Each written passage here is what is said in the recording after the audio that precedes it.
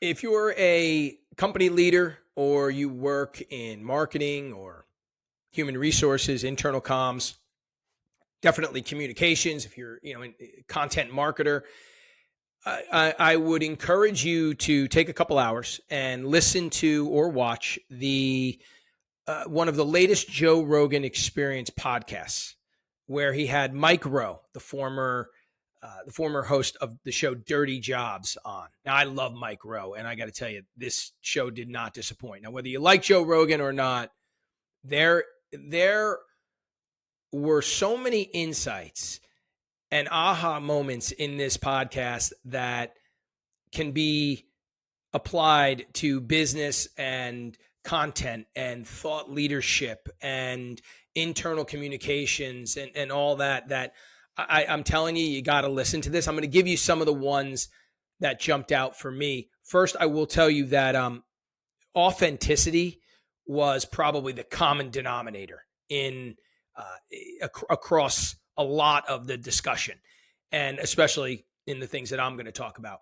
One of the things that Mike Rowe said that really popped for me was when he mentioned, he talked about production. And he said, production can be the arch enemy of authenticity. They were talking about obviously nonfiction programming and what have you, like Dirty Jobs and the Joe Rogan Experience, even Bourdain's Parts Unknown when that was on. And he talked about how, things that are overproduced sometimes come off inauthentic. Like, they're not, they need to be a little more real. And I love that. And I think that applies to a lot of us out there who, especially people who are doing this, where you're putting out videos and you're putting out this thought leadership. Now, I look at so many leaders out there and their videos are just kind of, they're almost hard to watch. And by the way, I'm guilty of this. If you go back a week or two ago, I did one of my first videos where I brought in a video producer and I was like, I want it to be just wild. Go crazy. And the guy's amazing. And if you're looking for that kind of content, I could put you in touch with him. But I will tell you, for me, it just felt overproduced. I felt like my message was getting lost. I felt like the production was upstaging the content and what I was trying to say with all the scenes from shows and the logos and the emojis and the subtitles, everything that was flying in. I was like, geez, I thought I was going to have a fucking seizure watching this thing. So it was too much. And my message, I felt, was lost. Now, I'm not saying I won't do subtitles and things like that, but I'm not so sure I'm going to go crazy doing all that stuff again, only because I think it takes away from the authenticity. I think it takes away from the message. Now, I'm sure some of you out there, maybe your message isn't all that compelling, so maybe you need that. But and look, there's a time and a place for all those kind of things. There really is, especially for branded videos and things like that. But I think you can overdo it. So I love this idea of tone down the production a little bit, and then coming, kind of dovetailing on that in that conversation. They talked. Mike Rowe talked about how he had set up what he called a truth cam. And he said, we had this camera filming everything behind the scenes while we were filming, because if something went wrong, then we would have that camera come on and be like, oh yeah, this went wrong. And people loved that. They loved this. They felt like, oh, this person's not trying to sell me something. This person's real. This person is authentic. They're willing to show me the mistakes that they make. I mean, he even points to, which is so funny because I remember this vividly, the Parts Unknown episode where Bourdain was taken out and to go squid fishing. I think it was like spear fishing for squids or what have you. And the producers had all these frozen squids that they kind of threw in the water. And Bourdain, it was disgusted by it, because it was fake. It was just inauthentic. And he's just got drunker and drunker during the episode. And then during the voiceover, he actually brings it up. And he says, he talks about how disgusted he was. And CNN left this in, which was amazing. But he talks about how he got, wildly drunk, and he did it because, what else are you going to do when they're trying to fool the audience like they were trying to do? And people loved that. I mean, that episode won so many awards because of how real it was. And I think a lot of leaders out there, you can learn from that. It's okay to make the mistakes. It's okay to, once again, not know everything, but show people the reality of what's going on. I think we could all learn from that and apply that.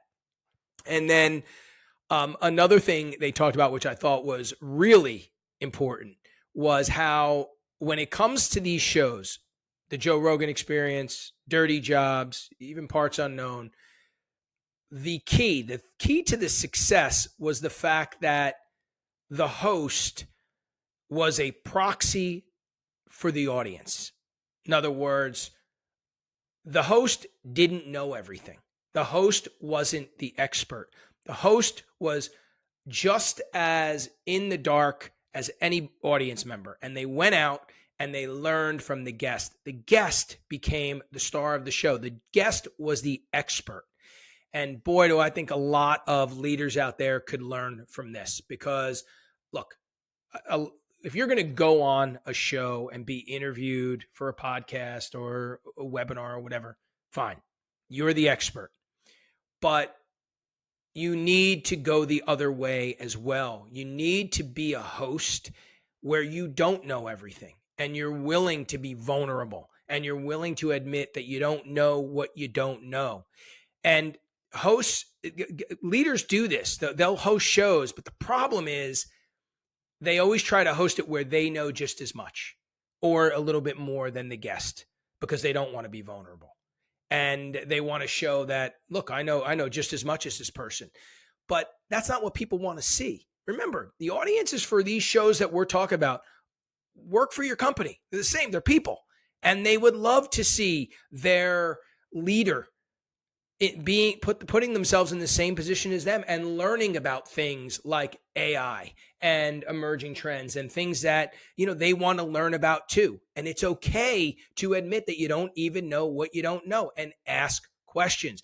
That's a show your people would listen to, right? They would tune into that because they want to hear that. And it's funny because when it comes to leadership development consultancies and all the leader development people in the company, they talk about these qualities and characteristics of leaders. And they always use words like be vulnerable, be human, be authentic. But when the leaders go out and create that content, they are not even close to authentic and vulnerable and all those things. They are polished. They have to be perfect. I got to come off as the smartest person in the room. That's not what people want to see. And that's why no one's engaging with it.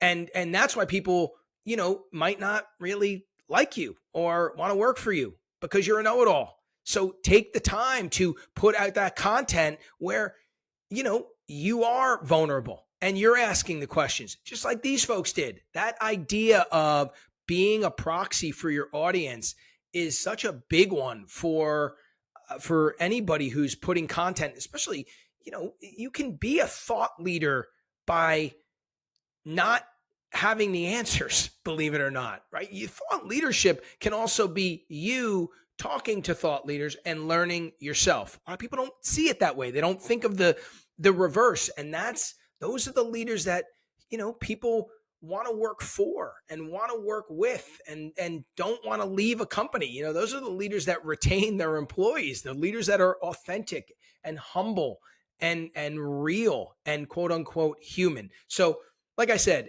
if you have a couple hours to dedicate to that episode where Mike Rowe's on Joe Rogan, I think you'll get a lot out of it.